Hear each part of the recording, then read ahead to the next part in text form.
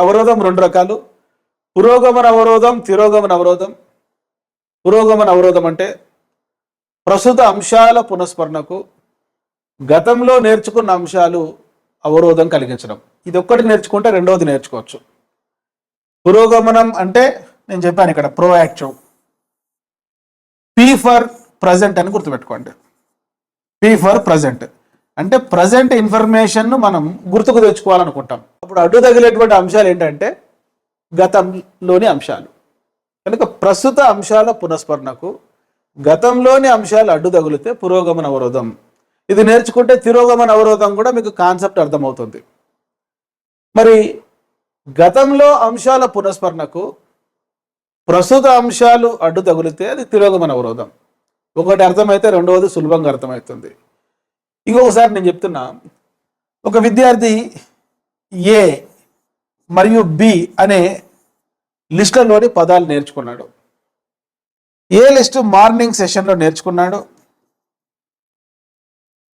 మరి B list afternoon సెషన్లో నేర్చుకున్నాడు. అర్ధరహిత పదాలు.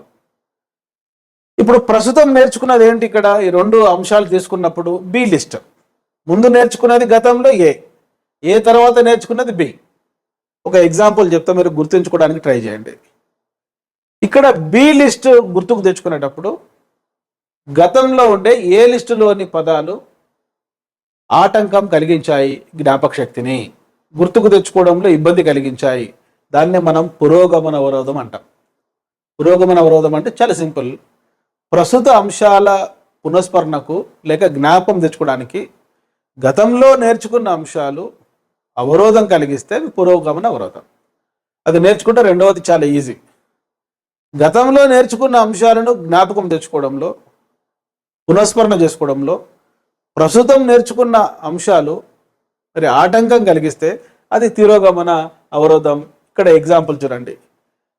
ఏ లిస్ట్ బి లిస్ట్ ఉంది. గతంలో నేర్చుకున్నది ఏమిటి, ప్రస్తుతం నేర్చుకున్నది ఏమిటి అనేది మనం నోట్ చేసుకోవాలి. ఏ లిస్ట్ గతంలో నేర్చుకున్నారు, బి లిస్ట్ ప్రస్తుతం నేర్చుకున్నారు. కనుక ఇక్కడ ఒకవేళ ఎగ్జామినర్ బిట్ ఇట్లా అడగడానికి అవకాశం ఉంది.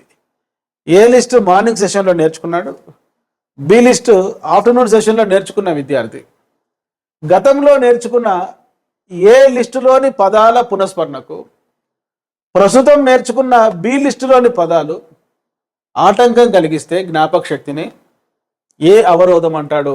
కనుక ఇప్పుడే చెప్పాను, గతంలోని అంశాల పునఃస్మరణకు ప్రస్తుత అంశాలు అడ్డు తగిలితే అది తిరోగమన అవరోధం.